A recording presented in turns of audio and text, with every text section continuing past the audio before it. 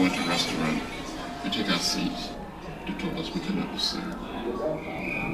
And then the sitting started in Greensboro, North Carolina, because of what happened there. And we started mass. It's just not the things we're used to now. They come in, they sit down, we're not used to them sitting down beside us. I wasn't raised with them. I never have lived with them, and I'm not going to start now. Just never has a way of this army.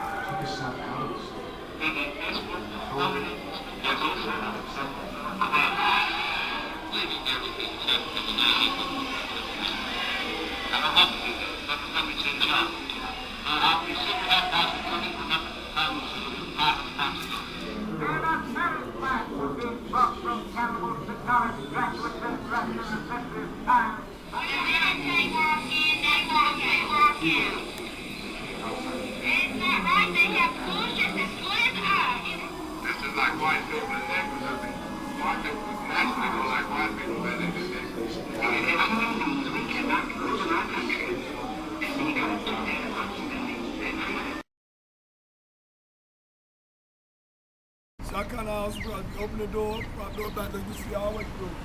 Some people say you see the shotgun through the door all the way through the house, but I think it is. Kids that went to these homes, Dr. King played with the kids when he was growing up that lived in these homes, they were lower income.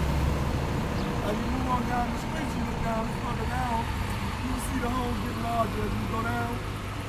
So we have different economic classes in the same neighborhood. There was no, we'll say, gated community type thing going on. All the kids of the different economic classes played together. They grew up together. It was a close-knit neighborhood. The kids on the far end, their parents were professionals like doctors and lawyers, but yet they still played with Dr. King, who was considered middle class. His father was a minister, okay? Father was grandfather. We're going to walk on down to the birth home, and I'll tell you a little bit more about the neighborhood when we get down there.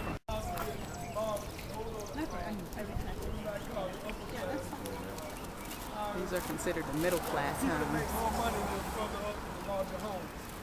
These people were middle class. This is Dr. King's birth home. Dr. King and his brother and his sister, all three were born in this house. This house was bought by his grandfather, Reverend Williams, A.D. Williams, Adams Daniels Williams, in 1909. 1909, Reverend Williams and his daughter, who would have been Dr. King's mother, and his wife all moved in this home when the mother was approximately 5 years old. Okay? Initially, this neighborhood was a German-American neighborhood. But in Atlanta in 1906, they had a race riot. Okay, a lot of black people were forced out of their businesses along Peachtree Street. Black businesses was mixed in, and once they destroyed the black businesses, they decided that they would come together on Auburn Avenue and reestablish their businesses, and they wouldn't have to deal with the negative effect of the racist treatment that they were getting as they were being separated throughout the city by the other races. They were not treated fairly as business owners nor as the customers. So they could come here and they could live on Auburn Avenue, and they could go down the streets on the other end where you have the businesses, and they could do anything they need to do. They could do the dentist, doctor's office, theater, lawyers, whatever. You could do anything you needed to do on Auburn Avenue without leaving, and it was owned by black business owned by black. The people were mostly black, okay?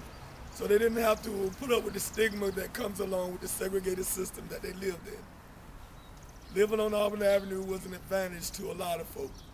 In the segregated South, it was like a enclave where they were, I would say,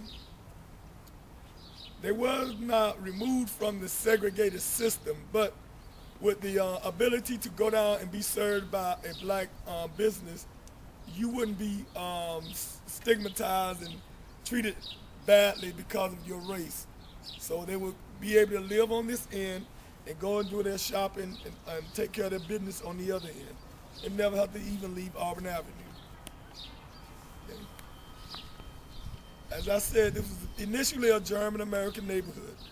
Black people started moving in the early 1900s, and eventually it became majority and then fully black neighborhood. Are there any questions?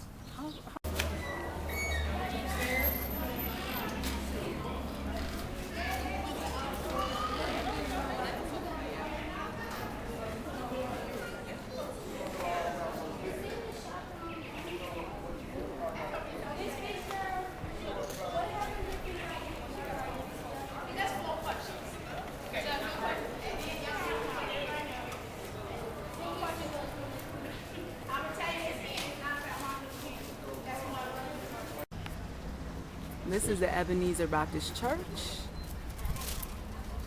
And